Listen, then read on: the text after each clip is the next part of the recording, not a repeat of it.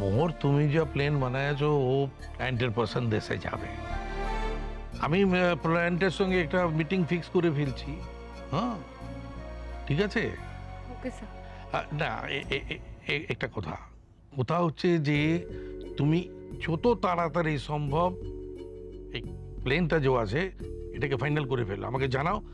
তখন আমি ক্লায়েন্টকে ফোন করব, ফোন করে মিটিংটা ব্যাপারে কথা বলবো। Okay sir. ওকে, আমি চেষ্টা করব। আচ্ছা আচ্ছা। ও মোহর, বসো। তোমার সঙ্গে আমার একটা কথা আছে, একদম প্রাইভেট, এই অফিসের কোনো ব্যাপার নাই। কি ব্যাপার বলো তো, আজকাল দেখি তুমি কিরকম গম্ভীর হয়ে বসে থাকো, কোনো কথা করো না, হাসো না। কোনো প্রবলেম আছে? বাড়ির জন্য মন খারাপ করছে? আরে বাড়ি ঘুরে এসো না কয়েকটা দিনের, মন খুশি হয়ে যাবে। না না স্যার, আমি একদম ঠিক আছি। আরে ঠিক নাই, ঠিক নাই, ঠিক নাই, আমি তো বললাম তোমাকে। ঠিক থাকলে কি আর বলি? দেখো মোহরা, আমাদের কাজ হচ্ছে ক্লায়েন্টকে খুশি করা। আমরা যদি নিজেরাই খুশি না থাকি তা কি করে খুশি করবো ক্লায়েন্টকে?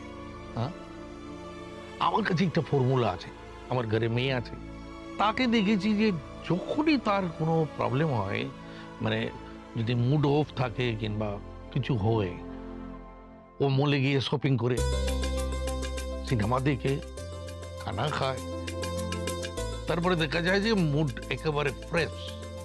তো তুমি এরকম কিছু করো না, মন ভালো হয়ে যায়। শপিং?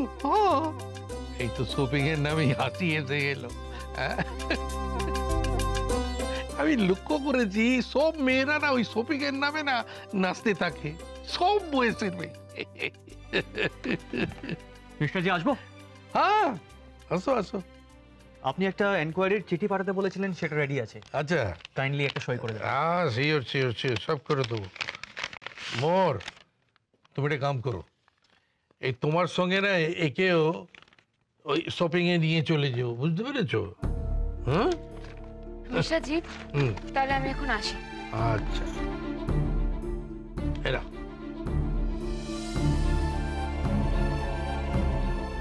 ঋষি, মোহরের মুডটা ঠিক নাই।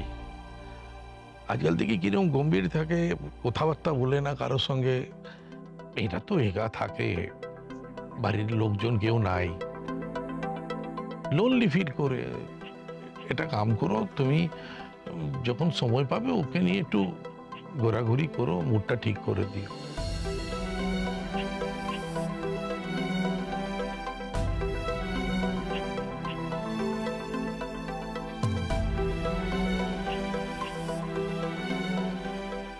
মোহর, আরে হোয়াট আ প্লেজেন্ট সারপ্রাইজ। এখানে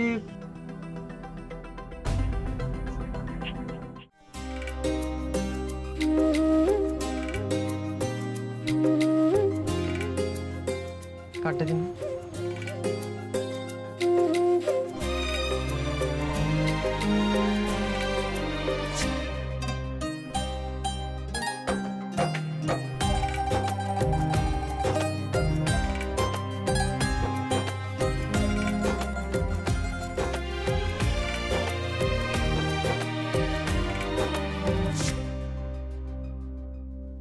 अरे मैडम तो नानी ही चले गेलेन।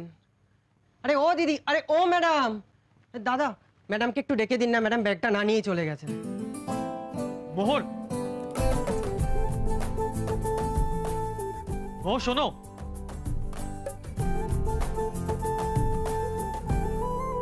मैडम तो चले ही गेलेন। ঠিক আছে, আপনি ব্যাগটা আমাকে দিয়ে দিন, আমি দিয়ে দেব। আপনাকে? হ্যাঁ, উনি আমার সাথেই আছেন। ও আচ্ছা।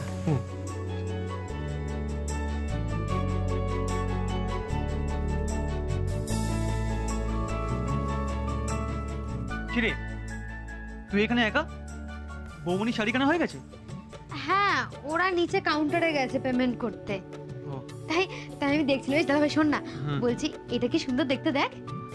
ছাড়, শোন না মিলি, একটা কাজ করবি, এটা গিয়ে মোহরকে দিয়ে দে। দেখ ওই কাউন্টারের সামনে আছে মোহর। যা যা, চটপট যা যা যা যা যা।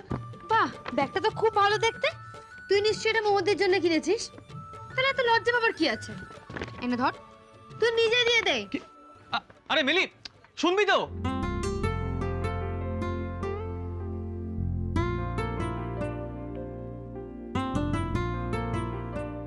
এক্সকিউজ মি, আমি আমার ব্যাগটা ফেলে গেছিলাম। হ্যাঁ, বাট ওটা তো আপনার হাজবেন্ড নিয়ে চলে গেলেন।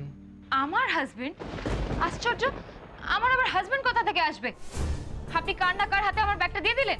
উনি এসে বললেন যে উনি আপনার সঙ্গেই আছেন, তাই আমি ভাবলাম বোধহয়। আপনার ভুলভাল ভাবার জন্য আমি এতগুলো টাকা লস করব? কি হয়েছে, কি প্রবলেম?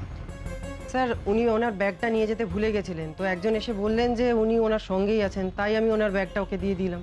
এভাবে কাউকে দিয়ে দেওয়াটা তোমার ঠিক হয়নি। তুমি এতদিন কাজ করছো জানো না চারপাশে কত চোর ছেচোর আছে। ওনার ব্যাগের দামটা কিন্তু আমি তোমার স্যালারি থেকে কেটে নেব। দেখলেন তো ম্যাডাম, আমি কেমন বিনা দোষে কেসটা খেলাম। মাইনে থেকে আমার অতগুলো টাকা যদি কাটা যায়, আমি যে কি করব। আচ্ছা ঠিক আছে, যা হওয়ার তো হয়ে গেছে, আপনি ওনাকে শাস্তি দেবেন না। না না ম্যাডাম, আমাদের দোকানে একটা গুডউইল আছে, দোষটা আমাদের। আপনি টাকাটা নিয়ে নিন। দেখুন, সরি। না না, আপনি সরি বলছেন কেন? সরি কারণ আমার এইভাবে রিয়্যাক্ট করাটা উচিত হয়নি। আসলে আমার হাজবেন্ডের সাথে আমার একটু এই মনোমালিন্য হয়েছিল, তাই আমি রেগেছিলাম। আমি আমার জিনিসটা পেয়ে যাব। হ্যাঁ, তাই আপনি দোকানে এসে? না না, প্লিজ আপনি ওনাকে শাস্তি দেবেন না।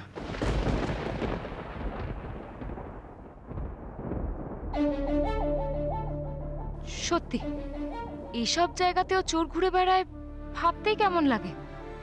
চোখের সামনে দিয়ে ব্যাগটা নিয়ে পালিয়ে গেল।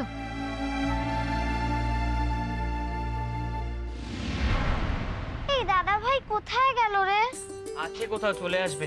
শোনো না, বলছি কি আমার না প্রচন্ড টায়ার্ড লাগছে, তো একটা কোনো কফি শপে যাই, সেখানে গিয়ে আমরা একটু কফি খাই, একটু বসি। হ্যাঁ একদম ঠিক বলেছো, আমারও খুব খিদে পেয়ে গেছে জানো। যাই বলো বৌমনি, আজকে তোমার এই দুটো শাড়ি না খুব সুন্দর হয়েছে, তোমাকে অসাম লাগবে। সর্বনাশ করেছে, এইটা দিয়ে আবার কেটে কুটে তোর ওই লেহেঙ্গা বানাস না। মানে? মানে একটা বড় গল্প আছে, এটা আমি তোমাকে পরে বুঝিয়ে বলে দেবো। জি, এটা কিন্তু ঠিক হচ্ছে না।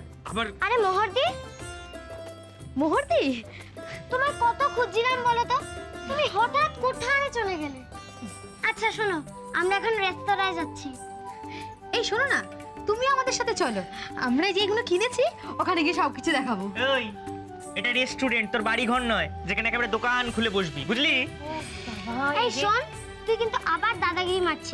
ওই বাবা, এদেরকে নিয়ে তোর পাড়াই যায় না দেখছি। এই মুহূর্তে কি কিনেছো তুমি এগুলো? শোনা, এগুলো ওই টুকটাক ঘর সাজাবার জিনিস।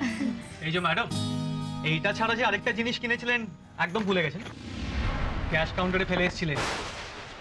আমি আমার ব্যাগটা ফেলে গেছিলাম। হ্যাঁ, বাট ওটা তো আপনার হাজবেন্ড নিয়ে চলে গেলেন। তুমি তুমি এটা ক্যাশ কাউন্টার থেকে নিয়ে এসেছো? হ্যাঁ, কিন্তু তুমি আমার দিকে ওরম ভাই কেন তাকিয়েছো? আরে আমি তো তোমার হেল্প করেছি, তাই না? আরে কি আবার কি হলো? কি ভেবেছো তুমি নিজেকে? ওই ক্যাশ কাউন্টারের লোকটাকে তুমি কি বলেছো? আমি কি বলেছি? এই মিলি, কি হলো বলো তো ব্যাপারটা? বুঝতে পারছি না। দাদা ভাই নিশ্চয়ই আবার ঝামেলা পাকিয়েছে। মোহন, আমি কিন্তু বলে দিচ্ছি, মুখ সামলে কথা বলো। একদম চুপ করে থাকো তুমি। এই তো স্যার, আপনিই তো তখন কাউন্টার থেকে ব্যাগটা ডেলিভার নিলেন, তাই না স্যার? আরে ম্যাডামও তো আছেন দেখছি স্যার। থ্যাংক গড, আপনাদের হাজব্যান্ড ওয়াইফের প্রবলেম মিটেছে তাহলে। কি কি বললেন আপনি? Husband wife?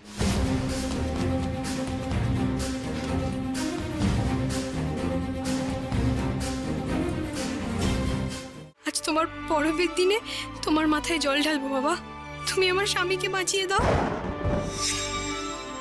তোর শ্বশুরবাড়ির লোকজন এসছে রে, বোধহয় সব শেষ রে। তোর শ্বশুরবাড়ির লোকজন এসছে রে, শেষ রে। এই ছেলেটা ভেলভেলেটা, সোম থেকে রবি সন্ধ্যে 6:30।